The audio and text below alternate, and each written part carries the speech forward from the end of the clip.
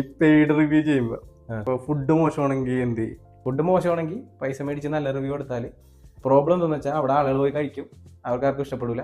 അപ്പോൾ ക്രെഡിബിലിറ്റി പോകും, വിശ്വാസ്യത പോകും. അതുണ്ടെങ്കിലേ നമുക്ക് നിലനിൽക്കാൻ പറ്റുള്ളൂ. ഓരോരുത്തരുടെ ടേസ്റ്റ് ഡിഫറൻ്റ് ആയിരിക്കും, അങ്ങനെ അഭിപ്രായ വ്യത്യാസം കാണും. പക്ഷെ കൊള്ളൂലാത്തൊരു സാധനം പോയി നമ്മൾ നല്ലതാണെന്ന് പറഞ്ഞു കഴിഞ്ഞാൽ നമ്മുടെ ക്രെഡിബിലിറ്റി പോകും. അപ്പോൾ അതുകൊണ്ട് ആ പണിക്ക് നിന്നിട്ടില്ല. പിന്നെ ഞാൻ അധികം പെയ്ഡ് വീഡിയോസ് ഒന്നും ചെയ്തിട്ടില്ല. ചെയ്തേക്കണതെല്ലാം ഞാൻ പോയി കഴിച്ച് എനിക്ക് ഭയങ്കര ഇഷ്ടപ്പെട്ട സാധനങ്ങൾ മാത്രമാണ്. അപ്പം അങ്ങനെ ചെയ്തേക്കുന്നത്. ഇപ്പൊ ഒരു എത്തിക്സ് ഫോളോ ചെയ്യുന്ന ഒരാൾ കൂടിയാണ്.